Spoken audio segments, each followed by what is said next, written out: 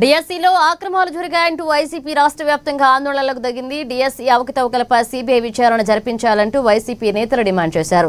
ర్యాలీలకు పోలీసులు అనుమతులు నిరాకరించడంతో పలు జిల్లాల్లో ఉద్రిక్త పరిస్థితులు నెలకొన్నాయి. విశాఖ వెస్ట్లో ర్యాలీకి అనుమతి లేదు అంటూ పోలీసులు వైసీపీ నేతలు కార్యకర్తలు అడ్డుకున్నారు. రోడ్డుపై ఎవరూ భూమి కూడవద్దు అంటూ పోలీసులు హెచ్చరించినా వైసీపీ శ్రేణులు వెనక్కి తగ్గలేదు. పోలీసులకు ఎదురుగానే నిరసనకు దిగుతూ సీఎం డౌన్ విద్యాశాఖ మంత్రి రాజీనామా చేయాలి అంటూ నినాదాలు చేశారు. పరిస్థితి ఉద్రిక్తంగా మారడంతో పలువురు వైసీపీ నేతలు కార్యకర్తలను పోలీసులు అదుపులోకి తీసుకున్నారు. ఇక గుంటూరులో మాజీ మంత్రి అంబటి రాంబాబు ఆధ్వర్యంలో నిరసన ర్యాలీ జరిగింది. శంకర్ విలాస్ సెంటర్ నుంచి లాడ్జి సెంటర్ వరకు వైసీపీ శ్రేణులు ర్యాలీ చేపట్టారు.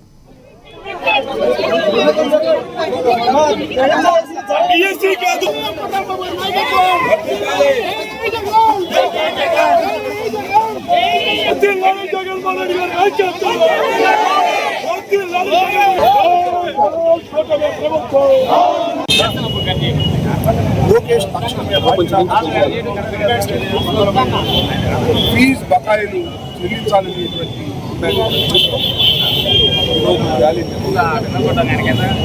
పదే పదే చాలా సందర్భాల్లో నిరాహార దీక్ష సందర్భంలో చెప్పాం, ర్యాలీ సందర్భంలో చెప్పాం, అనేక సందర్భాలు వచ్చాం. బిఎస్సీ ఎగ్జామ్స్లో తెలుగుదేశం ప్రభుత్వం నారా లోకేష్ గారి నాయకత్వంలో తీవ్రమైన అవకతవకలు, అది కూడా సాక్షాత్తు నారా లోకేష్ గారి కోసమే వీళ్ళు అవకతవకలు సృష్టించారు. ఎందుకంటే యువగలంలోకి పేపర్లు అప్లోడింగ్ చేసే విధానాన్ని ఇచ్చారు. ఆ అవుట్సోర్సింగ్లో ఉన్నటువంటి వ్యక్తికే నెంబర్ 1 ర్యాంక్ వచ్చింది. అక్కడే అర్థమైపోయింది, వీక్ అయిపోయింది.